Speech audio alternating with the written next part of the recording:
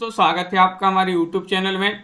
आज की वीडियो में हम लेकर आए हैं आपके लिए बहुत ही महत्वपूर्ण क्वेश्चन आंसर, देवनागरी लिपि, राजभाषा, राष्ट्रभाषा से संबंधित महत्वपूर्ण क्वेश्चन आंसर। तो वीडियो को पूरा अवश्य देखिएगा। अगर आप चैनल पर पहली बार आए हैं तो चैनल को सब्सक्राइब कर लें, वीडियो को लाइक कर लें, चैनल को सब्सक्राइब कर लें और ज़्यादा से ज़्यादा वीडियो को शेयर करें। तो चलिए स्टार्ट करते हैं। आज का अपना यहाँ पर फर्स्ट क्वेश्चन क्या पूछा गया है, विश्व की सबसे प्राचीन लिपि आपके लिए बताना है। कौन सी मानी जाती है विश्व की सबसे प्राचीन लिपि, चयन कीजिएगा। महत्वपूर्ण क्वेश्चन यहाँ पर दिया गया है और आप सभी का यहाँ पर सही आंसर होगा। क्या होगा सही आंसर, चयन कीजिएगा। विश्व की सबसे प्राचीन लिपि आपके लिए यहाँ पर बताना है और आप सभी का सही आंसर आ रहा है। क्या आ रहा है सही आंसर,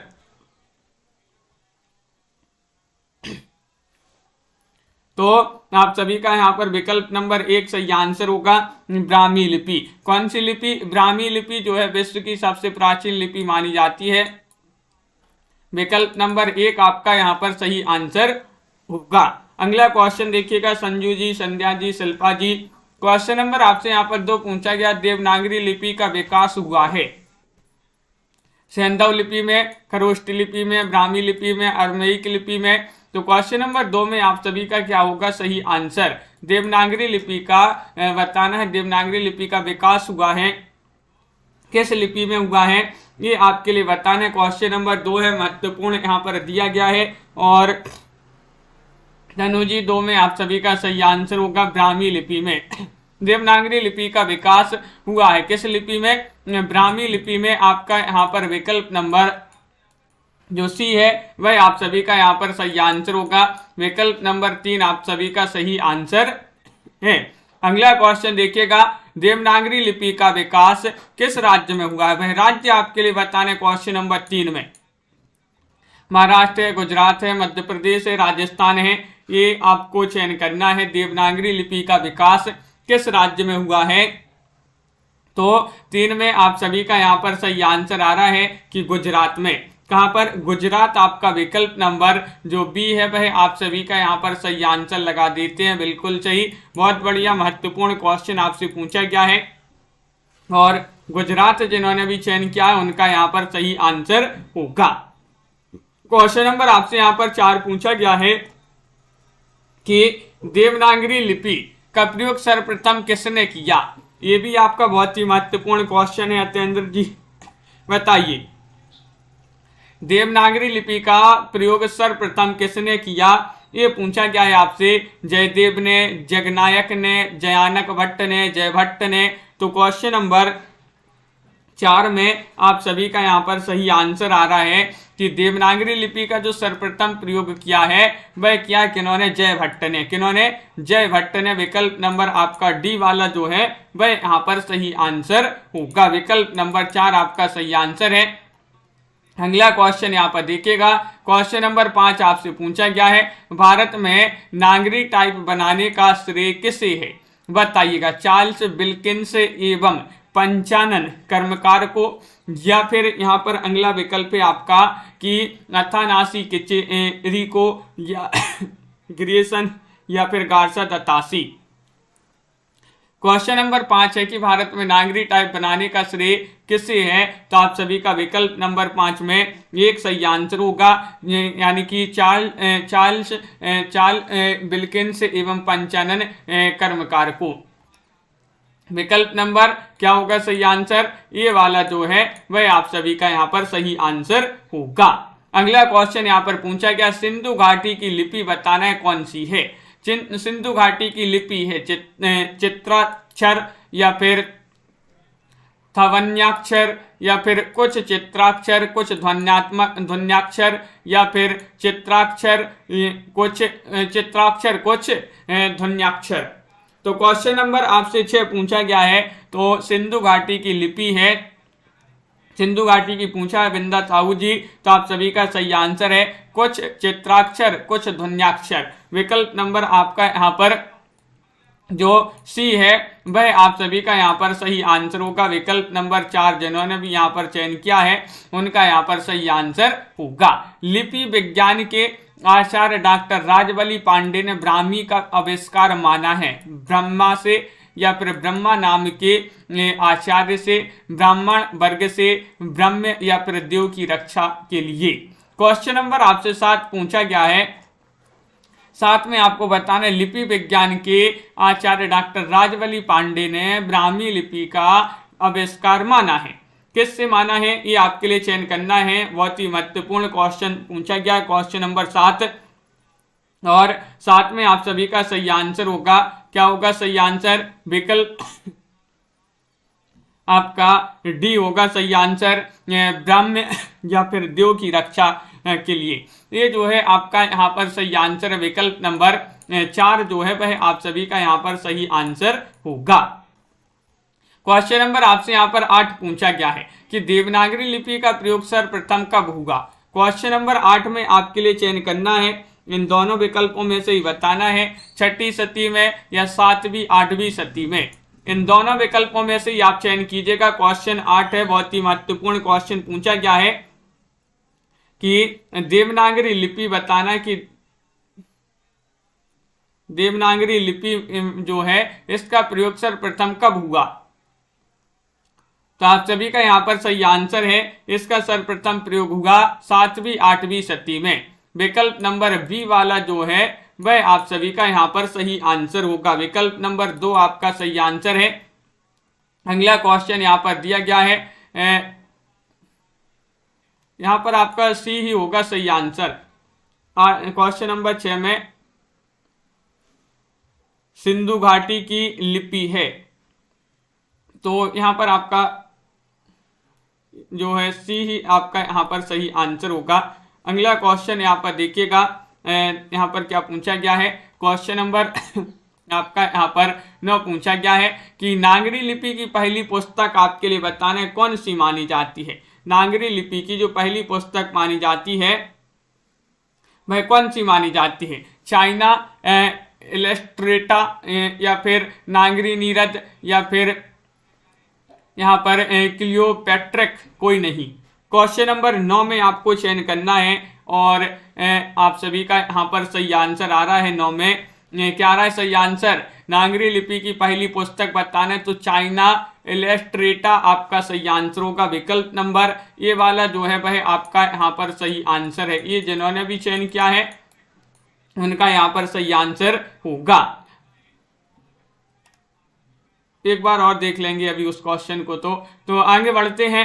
क्वेश्चन नंबर आपसे 10 पूछा गया है, संस्कृत की लिपि आपके लिए बताना है कौन सी है। ब्राह्मी है, खरोष्टी है, देवनागरी है, द्रविड़ है। क्वेश्चन नंबर आपसे 10 यहाँ पर पूछा गया है और 10 में आप सभी का सही आंसर क्या होगा।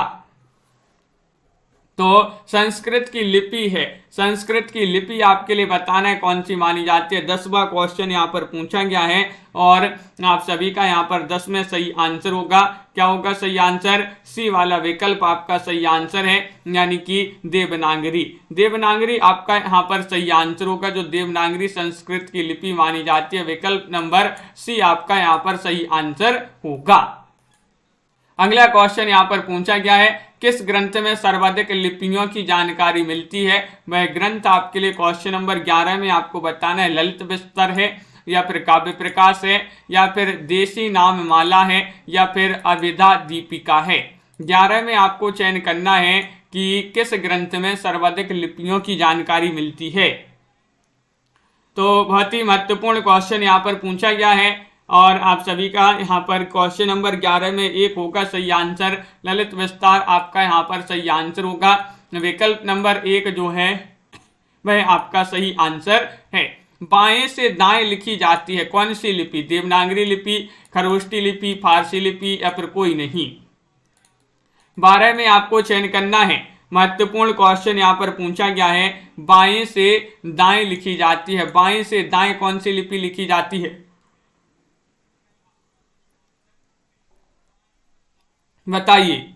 क्वेश्चन महत्वपूर्ण है। 12वां क्वेश्चन पूछा गया है और 12 में सभी लोग विकल्प नंबर 1 बता रहे हैं देवनागरी लिपि। कौन सी?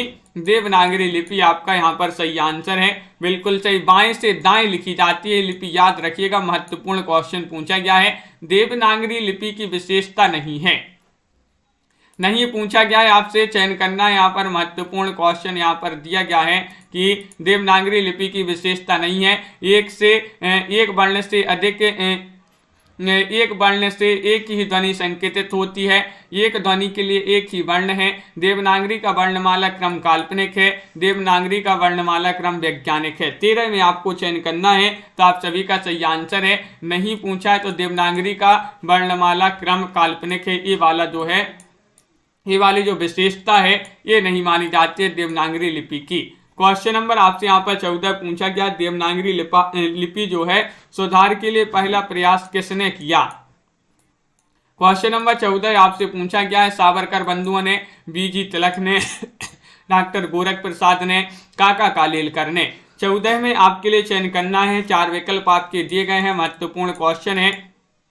और 14 में आप सभी का सही आंसर होगा कि बीजी तिलक ने। किन्होंने? बीजी तिलक ने। आपका बी वाला जो विकल्प है वह आप सभी का यहाँ पर सही आंसर होगा।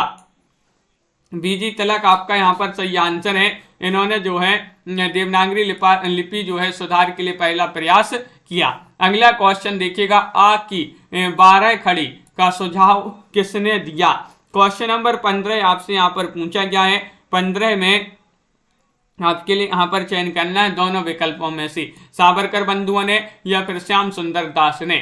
बताइए, आ की 12 खड़ी का सुझाव किसने दिया। क्वेश्चन महत्वपूर्ण है, 4 विकल्प आपके यहाँ पर दिए गए हैं और 15 में आप सभी का सही आंसर आ रहा है सावरकर बंधुओं ने। किन्होंने? सावरकर बंधु जो हैं आपका सही आंसर है विकल्प नंबर 1। जिन्होंने भी चयन किया है उनका यहाँ पर सही आंसर होगा, बिल्कुल सही। अगला क्वेश्चन यहाँ पर देखिएगा, क्वेश्चन नंबर आपसे यहाँ पर 16 पूछा गया है। 16वां क्वेश्चन क्या पूछा गया देखिएगा कि यहाँ पर डा और इंगा के स्थान पर अनुस्वर का प्रयोग किए जाने का सुझाव किसने दिया। बताइए, क्वेश्चन नंबर आपसे यहाँ पर 16 पूछा गया, काका कालेलकर ने, श्याम सुंदर दास ने, बीजी तिलक ने, डॉक्टर गोरखनाथ प्रसाद ने। डॉक्टर गोरख प्रसाद ने 16वां क्वेश्चन आपसे पूछा गया है और 16 में आप सभी का सही आंसर होगा विकल्प नंबर बी सही आंसर है। राखी जी, भावना जी, बी यानी कि श्याम सुंदर दास आपका यहाँ पर सही आंसर होगा। श्याम सुंदर दास आपका सही आंसर है, विकल्प नंबर बी आप सभी का सही आंसर होगा। नागरी लिपि सुधार समिति के संयोजक किसे बनाया गया। क्वेश्चन नंबर 17 में आपको चयन करना है, बीजी तिलक को, काका कालेलकर को, सावरकर बंधुओं को, लाला श्रीनिवास दास को। 17 में चयन कीजिएगा। महत्वपूर्ण क्वेश्चन पूछा गया है, नागरी लिपि सुधार समिति के संयोजक किसे बनाया गया। तो 17 में आप सभी का सही आंसर आ रहा है कि विकल्प नंबर बी आपका सही आंसर होगा, यानी कि काका कालेलकर को। किनको? काका कालेलकर को बनाया गया था, तो विकल्प नंबर 2 आप सभी का सही आंसर होगा। उत्तर प्रदेश सरकार ने नागरी लिपि सुधार समिति का अध्यक्ष किसे नियुक्त किया। 18 में बताना है, बताइएगा, चयन कीजिएगा। लाला श्रीनिवास दास को, काका कालेलकर को, आचार्य नरेंद्र देव को या फिर सावरकर बंधुओं को। चयन कीजिएगा। महत्वपूर्ण क्वेश्चन यहाँ पर दिया गया है। क्वेश्चन नंबर 18 आपसे पूछा गया है और 18 में आप सभी का सही आंसर होगा। उत्तर प्रदेश सरकार ने नागरी लिपि सुधार समिति का अध्यक्ष किसे नियुक्त किया गया।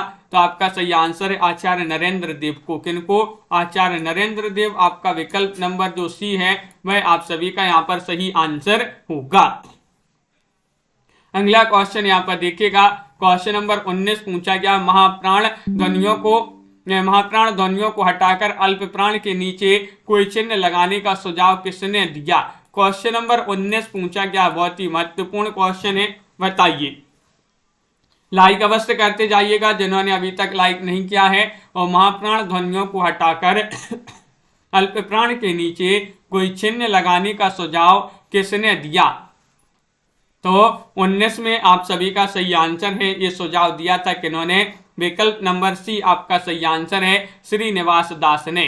किन्होंने? श्रीनिवास दास। आपका यहाँ पर विकल्प नंबर जो सी है वह आप सभी का यहाँ पर सही आंसर होगा। विकल्प नंबर 3 आप सभी का सही आंसर है।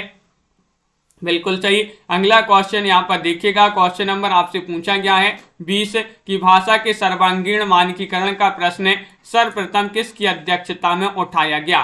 20वां क्वेश्चन है, महत्वपूर्ण क्वेश्चन आपसे पूछा गया है, बताइए। रिंकी जी, साधना जी, हेमलता जी, सभी के कमेंट यहाँ पर देखते जा रहे हैं। 20वां क्वेश्चन आपसे यहाँ पर पूछा गया है और 20 में आप सभी का 20 सही आंसर होगा, यानी कि डॉक्टर धीरेन्द्र वर्मा की अध्यक्षता में। डॉक्टर धीरेन्द्र वर्मा की अध्यक्षता में जो है भाषा के सर्वांगीण मानकीकरण का प्रश्न सर्वप्रथम उठाया गया। अगला क्वेश्चन यहाँ पर देखिएगा कि राजभाषा में किस प्रकार की शब्दावली प्रयुक्त होती है। राजभाषा में बताना 21वां क्वेश्चन है, खड़ी बोली या फिर हिंदुस्तानी या फिर मानक हिंदी या फिर व्यवहारिक हिंदी। 21 का सही आंसर चयन कीजिएगा, 4 विकल्प आपके दिए गए हैं और 21 में आप सभी का सही आंसर आ रहा है, राजभाषा में किस प्रकार की शब्दावली प्रयुक्त होती है। तो 21 में आप सभी का सही आंसर आ रहा है कि विकल्प नंबर आपका यहाँ पर सी सही आंसर होगा, यानी कि मानक हिंदी। मानक हिंदी आपका यहाँ पर सही आंसर है। विकल्प नंबर जिन्होंने भी चयन किया है सी हंस जी, उनका सही आंसर होगा। अगला क्वेश्चन देखिएगा, 22वां क्वेश्चन यहाँ पर दिया गया है। 22वां क्वेश्चन पूछा है कि भाषा के सर्वांगीण मानकीकरण का प्रश्न उठाया गया सर्वप्रथम कब और कहाँ उठाया गया।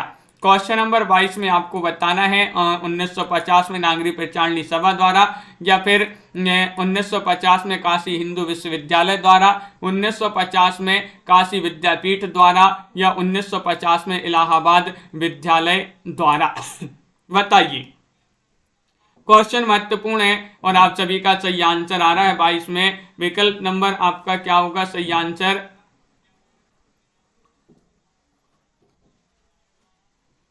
22 का सही आंसर चयन करना है तो 4 विकल्प आपके दिए गए हैं और आप सभी का यहाँ पर सही आंसर आ रहा है। विकल्प नंबर 1 आपका यहाँ पर सही आंसर होगा। विकल्प नंबर 1 आपका यहाँ पर सही आंसर है। क्वेश्चन नंबर यहाँ पर अगला क्या पूछा गया है, देखिएगा, देवनागरी लिपि का विकास क्रम बताना है।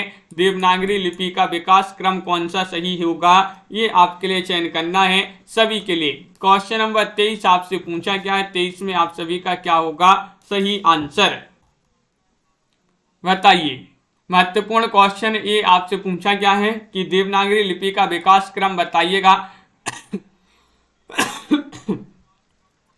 और आप सभी का यहाँ पर 23 में सही आंसर है कि देवनागरी लिपि का विकास क्रम इस प्रकार होगा, ब्राह्मी लिपि, गुप्त लिपि, कुटिल लिपि और उसके बाद देवनागरी लिपि। बी वाला विकल्प जो है वह आप सभी का यहाँ पर सही आंसर होगा। विकल्प नंबर 2 जिन्होंने भी चयन किया है उनका यहाँ पर सही आंसर है। अगला क्वेश्चन पूछा है कि किस लिपि को गधे की ओंठ वाली लिपि कहा जाता है, बताइए। क्वेश्चन नंबर 24 है, किस लिपि को गधे की होंठ वाली लिपि कहा जाता है, ब्राह्मी लिपि, खरोष्टी लिपि, देवनागरी लिपि या फिर सैंधव लिपि। 24वां क्वेश्चन आपसे पूछा गया है, महत्वपूर्ण क्वेश्चन यहाँ पर दिया गया है और 24 में आप सभी का सही आंसर है विकल्प नंबर बी यानी कि खरोष्टी लिपि।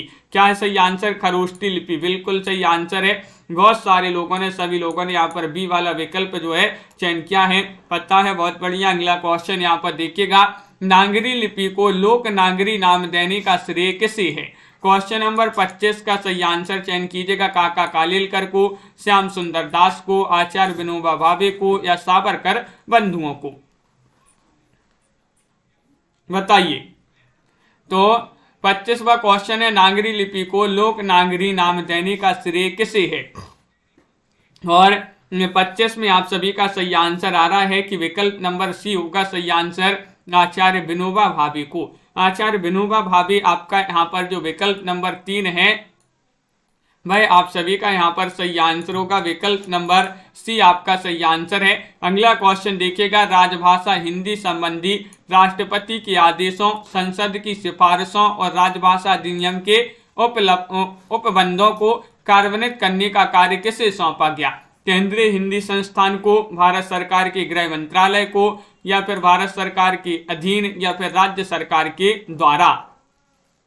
क्वेश्चन नंबर 26 है और 26 में आप सभी का सही आंसर है भारत सरकार के गृह मंत्रालय को ये जो है कार्य सौंपा। विकल्प नंबर बी आपका यहाँ पर सही आंसर होगा। अगला क्वेश्चन देखते हैं, यहाँ पर दिया गया है क्वेश्चन नंबर 27 है। कचहरियों में नागरिक लिपि का प्रवेश कब हुआ? क्वेश्चन नंबर आपसे यहाँ पर पूछा गया 27 1900 ईस्वी में या फिर 1947, 1950, 1945। अभिषेक सरोज जी क्या होगा सही आंसर? कचहरियों में नागरी लिपि का प्रवेश कब हुआ? तो आप सभी का यहाँ पर 27 में सही आंसर आ रहा है 1900 ईस्वी आपका यहाँ पर सही आंसर होगा। 1900 ईस्वी आपका विकल्प नंबर जो 1 है वह यहाँ पर सही आंसर होगा।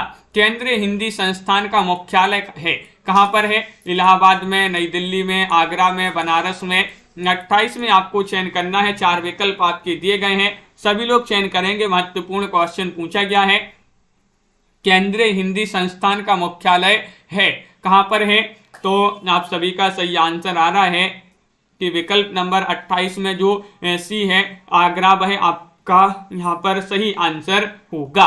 आगरा आपका यहाँ पर सही आंसर है। विकल्प नंबर 3 जिन्होंने भी चयन किया है उनका यहाँ पर सही आंसर है। अगला क्वेश्चन यहाँ पर देखते हैं, हिंदी को संविधान द्वारा राजभाषा के रूप में कब मान्यता प्रदान की गई? 29वां क्वेश्चन है, बहुत ही महत्वपूर्ण क्वेश्चन है। 14 सितंबर 1949 को, 14 सितंबर 1950 को, 14 नवंबर 1949 को, 14 नवंबर 1950 को। 29वां क्वेश्चन आपसे पूछा गया है। 29 में आप सभी का क्या होगा सही आंसर बताइए। हिंदी को संविधान द्वारा राजभाषा के रूप में कब मान्यता प्रदान की गई? तो आपका विकल्प नंबर 1 यहाँ पर सही आंसर होगा 29 में, यानी कि 29 का सही आंसर है 14 सितंबर 1949 को। विकल्प ए वाला जो है आपका सही आंसर होगा। अगला क्वेश्चन देखिएगा, हिंदुस्तानी अकादमी प्रयाग की स्थापना कब की गई? क्वेश्चन नंबर 30 आपसे पूछा गया 1900 ईस्वी में, 1925 में, 1927 में, 1947 में। 30 का सही आंसर बताना है। हिंदुस्तानी अकादमी प्रयाग की स्थापना कब की गई? तो आप सभी का सही आंसर होगा, क्या होगा सही आंसर? 30वां क्वेश्चन पूछा गया है, महत्वपूर्ण क्वेश्चन यहाँ पर दिया गया है और आप सभी का यहाँ पर 30 में सही आंसर है सी, यानी कि 1927 में हिंदुस्तानी अकादमी प्रयाग की स्थापना की गई। कब की गई? 1927 में। अगला क्वेश्चन है कि साहित्य अकादमी सम्मेलन प्रयाग की स्थापना कब की गई? अब साहित्य अकादमी पूछा गया, साहित्य अकादमी हिंदी साहित्य सम्मेलन प्रयाग की स्थापना पूछा है कब की गई? तो आप सभी का यहाँ पर सही आंसर क्या होगा?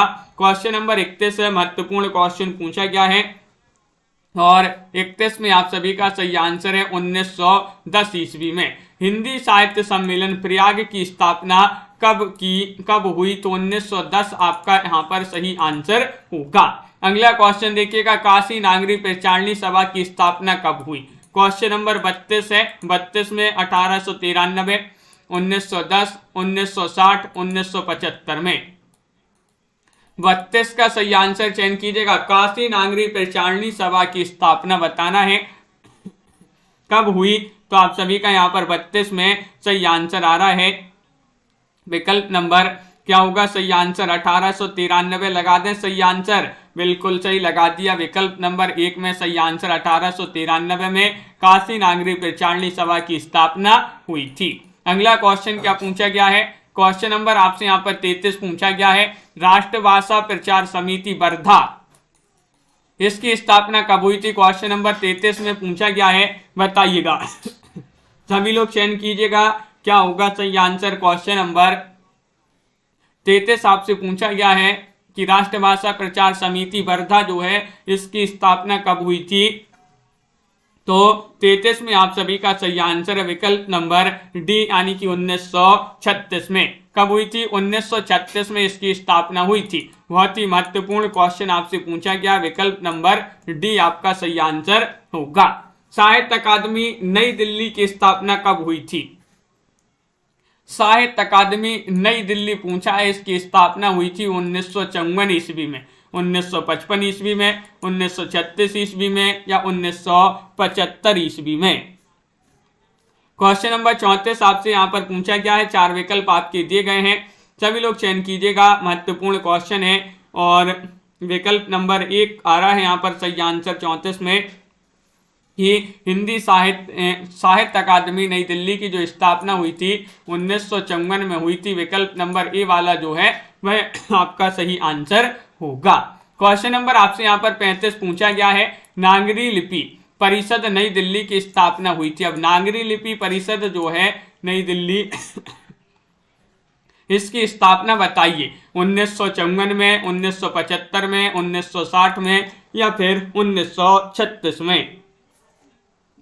क्वेश्चन महत्वपूर्ण है और आप सभी का यहाँ पर सही आंसर है तनु पांडे जी, विकल्प बी आपका सही आंसर है। बहुत बढ़िया, 1975 में। कब हुई थी? 1975 में नागरी लिपि परिषद नई दिल्ली की स्थापना हुई थी 1975 में। डी वाला विकल्प आपका बी होगा यहाँ पर सही आंसर। क्वेश्चन नंबर 36 आपसे पूछा गया है कि केंद्रीय हिंदी निदेशालय नई दिल्ली की स्थापना वर्ष बताना है। इसका स्थापना वर्ष क्या माना जाता है? 1960 है, 1965 है, 1970 है, 1975 है।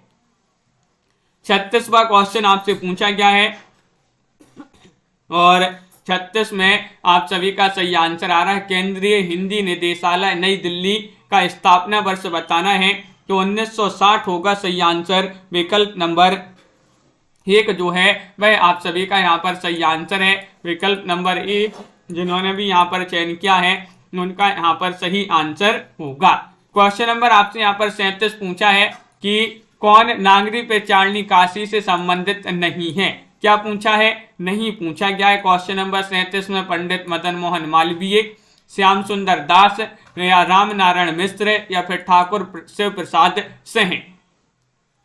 क्वेश्चन 37 है, महत्वपूर्ण क्वेश्चन यहाँ पर पूछा गया है, कौन नागरी पेचारणी काशी से संबंधित नहीं है। तो 37 में आप सभी का सही आंसर है विकल्प नंबर 1 आपका यहाँ पर सही आंसर होगा, यानी कि पंडित मदन मोहन मालवीय जो हैं ये संबंधित नहीं है। बाकी श्याम सुंदर दास, रामनारायण और यहाँ पर ठाकुर शिव प्रसाद सिंह ये संबंधित हैं, लेकिन पंडित मदन मोहन मालवीय नहीं है। अखिल भारतीय हिंदी साहित्य सम्मेलन के प्रथम सभापति थे, कौन थे?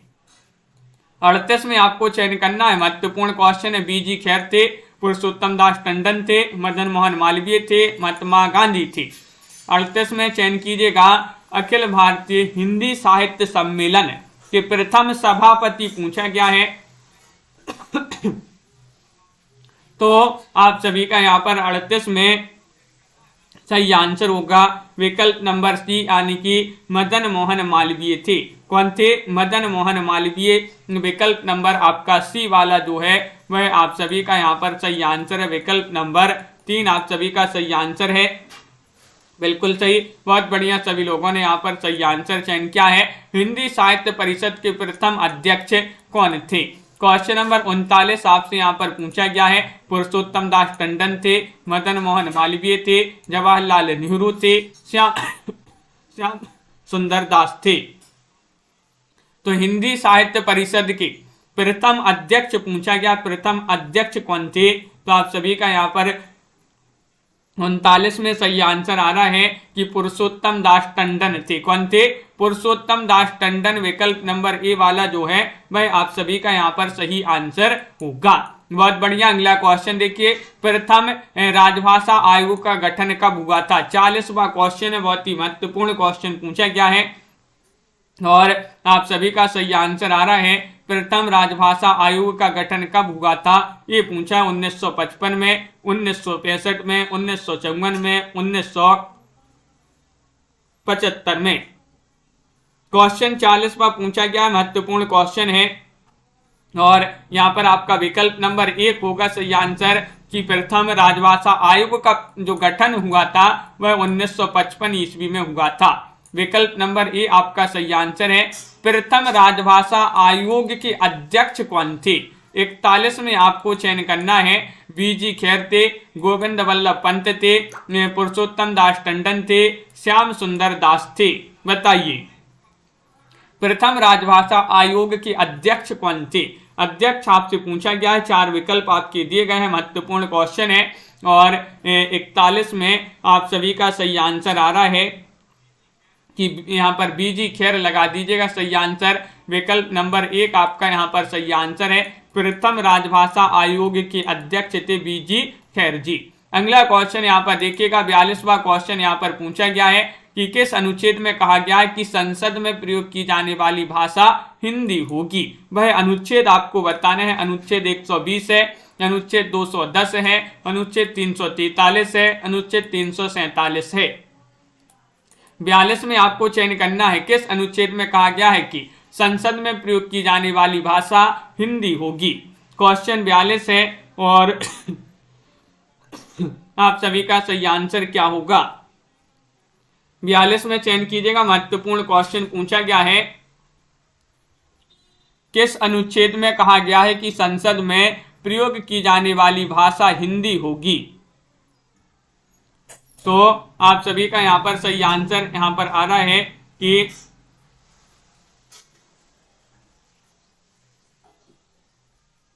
यहां पर आपका एक अनुच्छेद 120 होगा सही आंसर। विकल्प नंबर 1 होगा सही आंसर। विकल्प नंबर ए वाला जो है वह आपका सही आंसर है, अनुच्छेद 120। अगला क्वेश्चन देखिए, किस अनुच्छेद में कहा गया है कि संघ की राजभाषा हिंदी होगी? क्वेश्चन नंबर आपसे 43 पूछा गया है। 43 में आपके लिए चयन करना है, तो 43 में आप सभी का सही आंसर आ रहा है। क्या आ रहा है सही आंसर? किस अनुच्छेद में कहा गया है कि संघ की राजभाषा हिंदी होगी? तो ये बताना है। तो ये कहा गया है अनुच्छेद 343 में। ये कहा गया है अनुच्छेद 343 में कि संघ की राजभाषा हिंदी होगी। विकल्प नंबर आपका यहाँ पर सही आंसर क्या है? सी वाला जो है वह सही आंसर होगा। अगला क्वेश्चन यहाँ पर देखते हैं, किस अनुच्छेद में कहा गया है कि उच्चतम न्यायालय और उच्च न्यायालय में और अधिनियमों विधेयकों आदि के लिए प्रयोग की जाने वाली भाषा हिंदी है? 44 में आपको चयन करना है। महत्वपूर्ण क्वेश्चन पूछा गया है, बताइए। लाइक अवश्य कर लेंगे सभी लोग जिन्होंने अभी तक लाइक नहीं किया है, लाइक अवश्य करते जाइएगा। और 44 में आपका सही आंसर है अनुच्छेद 348 में। अनुच्छेद 348 में ये वर्णित है कि कहा गया कि उच्चतम न्यायालय और उच्च न्यायालय में और अधिनियमों विधेयकों आदि के लिए प्रयोग की जाने वाली भाषा हिंदी होगी। किस अनुच्छेद में भाषाई अल्पसंख्यक वर्गों के लिए विशेष अधिकार का प्रावधान है? किस अनुच्छेद में ये प्रावधान किया गया है? ये आपके लिए चयन करना है। क्वेश्चन नंबर 45 आपसे पूछा गया है। अनुच्छेद 350, अनुच्छेद 350 का, अनुच्छेद 350 का, अनुच्छेद 350 गा। तो क्वेश्चन महत्वपूर्ण है आपका और आप सभी का यहाँ पर सही आंसर है 45 में विकल्प नंबर सी, अनुच्छेद 350 का जो है ये आपका सही आंसर है। इसमें भाषाई अल्पसंख्यक वर्गों के लिए विशेष अधिकार का प्रावधान दिया गया है। तो विकल्प नंबर सी आपका यहाँ पर सही आंसर होगा। किस अनुच्छेद में हिंदी भाषा के विकास के लिए निर्देश का प्रावधान है? वह अनुच्छेद बताइएगा। अनुच्छेद 350 है, अनुच्छेद 351, अनुच्छेद 349, अनुच्छेद 353। और आप सभी का क्या होगा सही आंसर है? सभी लोग चयन करिएगा। महत्वपूर्ण क्वेश्चन है। 40वां क्वेश्चन आपसे पूछा गया है और 46 में आप सभी का यहाँ पर सही आंसर आ रहा है कि किस अनुच्छेद में हिंदी भाषा के विकास के लिए निर्देश का प्रावधान है? तो 46 का आपका विकल्प नंबर बी होगा सही आंसर, अनुच्छेद 351। क्या है सही आंसर? अनुच्छेद 351 आपका विकल्प नंबर 2 जो है वह यहाँ पर आपका सही आंसर होगा। किस शताब्दी को हिंदी का प्रचार युग कहा जाता है? वह शताब्दी आपके लिए 47 में बताना है। वह 8वीं शताब्दी, 18वीं शताब्दी, 16वीं शताब्दी, 17वीं शताब्दी या फिर 19वीं शताब्दी। किस शताब्दी को हिंदी का प्रचार युग कहा जाता है? क्वेश्चन 47 है और 47 में आप सभी का सही आंसर क्या होगा? चयन कीजिएगा। और बहुत ही महत्वपूर्ण क्वेश्चन यहाँ पर दिया गया है।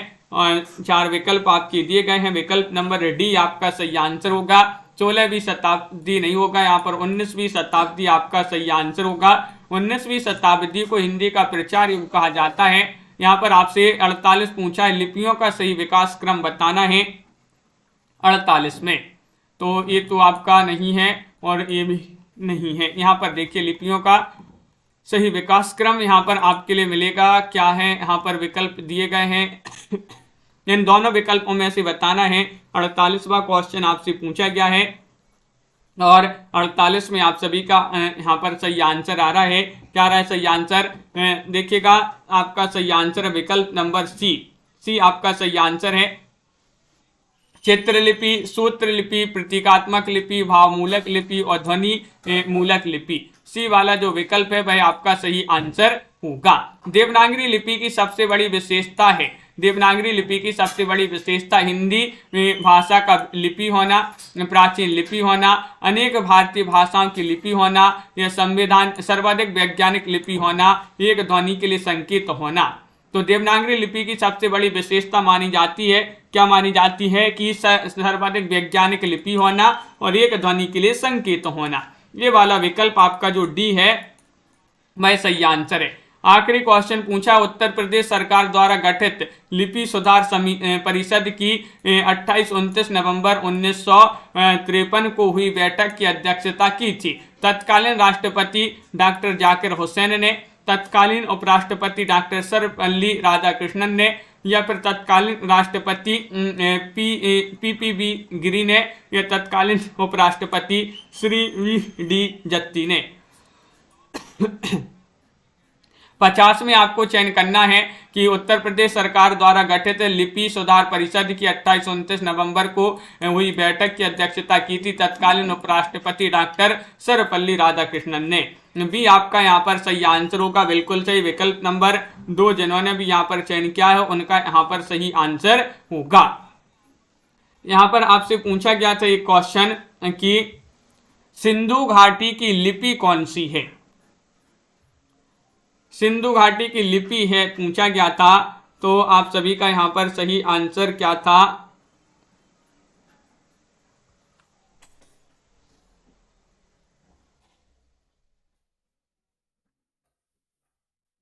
तो आप सभी का यहाँ पर सही आंसर है चित्रात्मक विकल्प नंबर यहाँ पर 1 जो है वह आप यहाँ पर सुधार कर लें, तो विकल्प नंबर ए जो है वह आप सभी का सही आंसर होगा, बिल्कुल सही। तो सभी के लिए बहुत बहुत धन्यवाद। इस प्रकार के अपने महत्वपूर्ण क्वेश्चन थे यहाँ पर।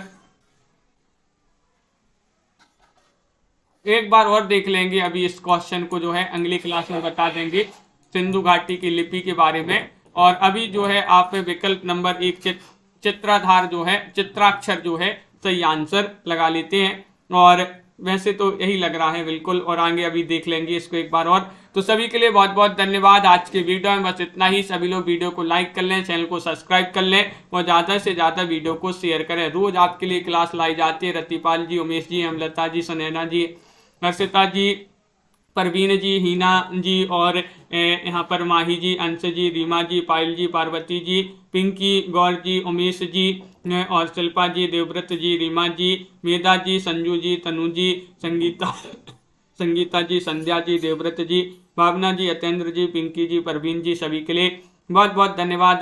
रेखा, राखी जी, आरुषि जी, अंश जी और शिल्पा जी, रीना जी, संगीता जी, अतेंद्र जी, तनु जी, उमेश जी, प्रीति जी, नीता जी, आराधना जी, मुस्कान जी, रीता जी, नमू शुक्ला जी, एन हाउस भाई, एन हाउस जी, बिल्कुल सभी के लिए बहुत बहुत धन्यवाद। रतिपाल जी, कंचन जी, अंश जी, सभी को इसी तरह से जुड़े रहना है। MS वर्मा जी और कंची गुप्ता जी, तो सभी के लिए आपको इसी तरह से जुड़े रहना है। और बहुत ही महत्वपूर्ण छवि शंकर जी क्वेश्चन अपन लाए जाते हैं अपने द्वारा, यहाँ पर बहुत ही अच्छे से प्रैक्टिस करवाई जाती है। सभी को इसी तरह से लाइक शेयर अवश्य कर लेना है। सरोज जी, मिलते हैं अगली क्लास में। 2 बजे हिंदी साहित्य की आपके लिए एक और क्लास होती है इसी चैनल पर। हेमलता जी, तो उससे जुड़िएगा। रीमा जी, आज के वीडियो में बस इतना ही। सभी के लिए बहुत बहुत धन्यवाद और सभी के लिए जय हिंद।